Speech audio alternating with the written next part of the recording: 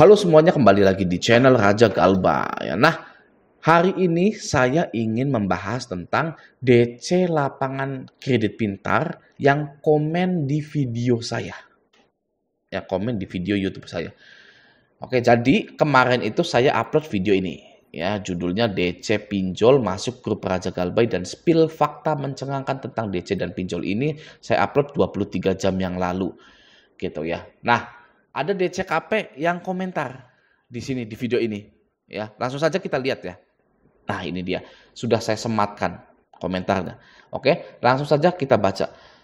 Dia bilang, "Saya mantan DCKP." Oh, mantan. Ya, mantan debt collector KP. KP itu ya kredit pintar, pastinya nggak ada lagi gitu ya.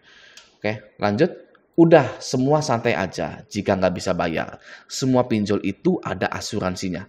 Ingat, pinjol itu perdata saudaraku. Kalian jangan khawatir, tetap bekerja dan lakukan kegiatan kalian. Jangan diambil pusing. Nah, seorang mantan DC yang akhirnya memutuskan untuk menyuarakan bahwa pinjol itu aman, bahkan aman di Galbay. Ya, loh, OJK aja bilang seperti itu. Ya, OJK bilang apa? Nah, ke Anda semua, ke masyarakat Indonesia. Pinjamlah ke pinjol yang legal, yang berlisensi atau yang berizin OJK agar aman. Ya, itu artinya dalam himbauan itu, ya. Walaupun memang tidak dijabarkan, oke. Artinya seperti ini. Kalau Anda Galbay di pinjol yang legal OJK itu aman. Ya, kalau yang ilegal OJK ini nggak tahu atau kita ini nggak tahu mereka akan berbuat apa. Ya, misalkan DC pinjol legal ini nakal, Anda bisa viralkan, ya, lalu pasti ditindak, ya. Tapi kalau DC pinjol ilegal, Anda mau viralkan juga, ya paling viralnya aja, ya. OJK tidak bisa bertindak karena itu pinjol ilegal. Yang artinya apa? Aman di Galbay.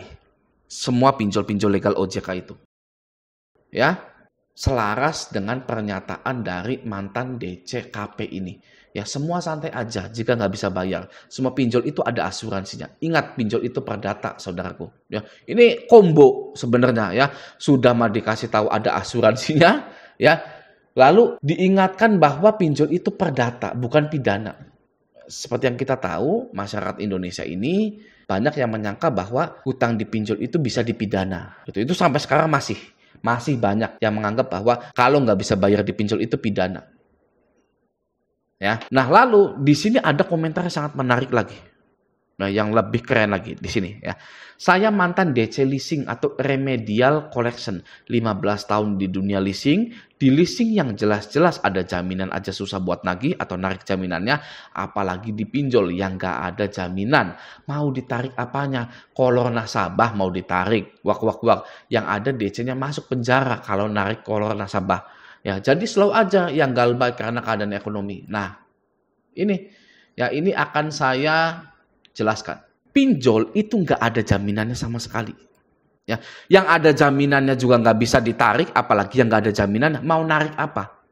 Ya, jadi sekarang pertanyaannya seperti ini. Kenapa Anda takut ketika didatangi oleh DC lapangan pinjol? Ya, DC lapangan pinjol itu kan nggak bisa narik, nggak bisa menyita barang Anda. Gitu kan. Apanya yang ditakuti? Ya, itu pertanyaan saya kepada Anda. Nah, tapi akan saya jelaskan kenapa Anda bisa takut dengan DC pinjol yang akan berkunjung. Oke?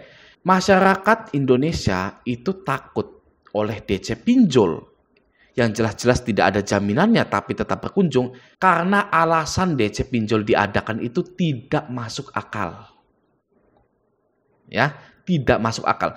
Karena tidak masuk akal lah, jadi masyarakat Indonesia itu takut dengan DC lapangan pinjol. Penjelasannya seperti ini. Wong pinjamannya pinjaman online, bayarnya online, kok saya ditagihnya offline, kok ada orang yang datang? Ya, wong nggak ada jaminannya, nggak bisa ada yang ditarik, kok didatangi DC lapangan? Gitu ya.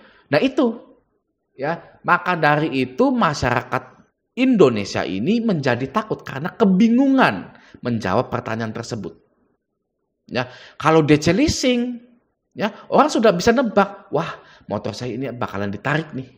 Ya kan? Ya sudah siap-siap. Tapi kalau pinjol bingung. Alasannya kenapa? Ada DC lapangan yang akan datang. Maka dari itu, DC lapangan pinjol itu wah, ya, seperti ditakuti, bahkan melebihi dari DC-DC bank dan DC-DC leasing. Alasannya itu tadi, karena tidak masuk di akal sama sekali pengadaan dari DC lapangan pinjol itu. Ya, perusahaan pinjol tahu hal seperti itu. Maka dari itu, pengadaan atau perekrutan DC lapangan pinjol hanya untuk menakut-nakuti nasabahnya saja. Ya, pinjol itu bisnis rasa takut. Ya, kalimat yang sangat lucu sekali, tapi itulah yang terjadi sekarang. Ya, siapa yang takut, dia yang hancur. Mohon maaf nih ya, ada yang bundir ada, itu yang takut. Ya, kalau yang berani seperti kita, apa? Nggak boleh pinjem lagi, ya kan? Tapi apa? Kita bisa melanjutkan hidup kita. Ya, kita bisa memperbaiki semuanya. Ya, seperti itu. Nah, jadi bagi Anda yang sekarang makan sudah nggak bisa, listrik sudah bunyi nut, ya, PDAM sudah ngirim surat karena Anda menunggak, ya, Anda jangan gede-gedein pinjol. Ya, mulai sekarang beresin dulu kebutuhan Anda itu, beresin segera hari ini. Ya, Anda cari uang, beresin dulu kebutuhan Anda itu.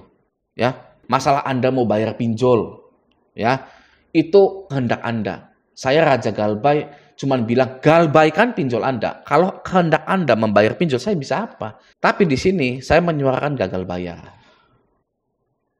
Oke ya. Nah, kembali lagi di komentarnya mantan DCKP ini. Ya, semua pinjol itu ada asuransinya. Buktinya mana, Bang? Ya, semua pinjol itu ada asuransinya. Oh, ada buktinya di sini. Bahkan resmi. Ya, DC ini nge-spill fakta resmi dari OJK. Nih, ya.